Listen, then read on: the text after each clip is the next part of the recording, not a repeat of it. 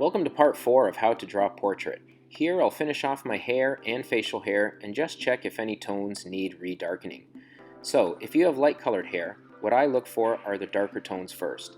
You do not draw individual hairs. Instead, look for the shadows and light.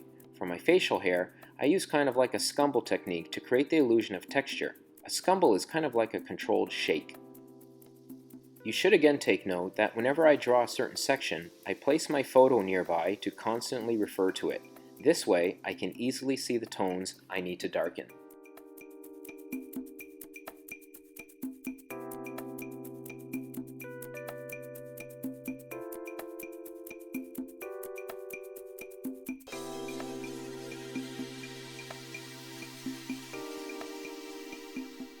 Here I'll use the corner of the eraser to create some highlights, which will appear to look like facial hair.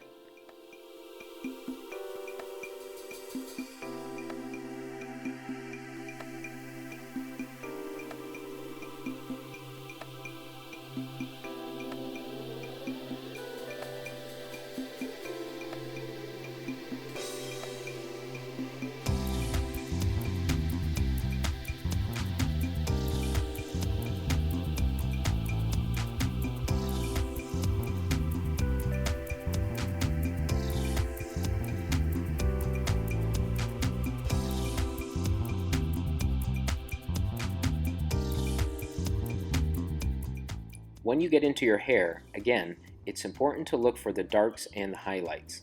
Try to do your best to stay away from using long lines to draw individual hairs. Use an eraser to show highlights as well.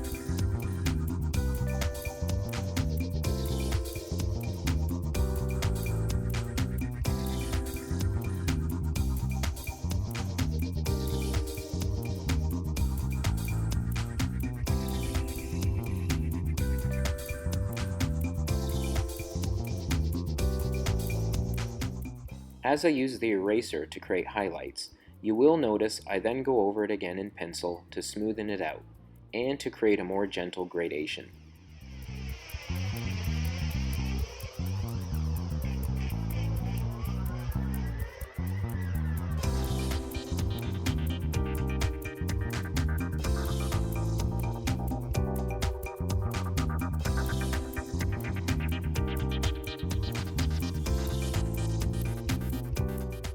Now I'll look over the whole drawing again and see if any areas need further darkening.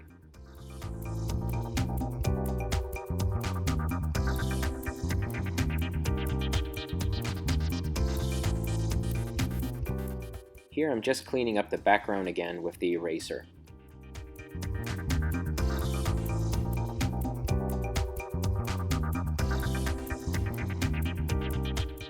So here's the finished drawing. My final advice to you is to consider how you hold your pencil when shading. Keep your strokes short and loose. Start off lightly and build it up slowly. It's easier to add than to try and take away later. Use a 4B to darken tones. Look for and start with the darkest tones first. Pay attention to your highlights too, as this will make areas pop. Be patient and good luck with your own work.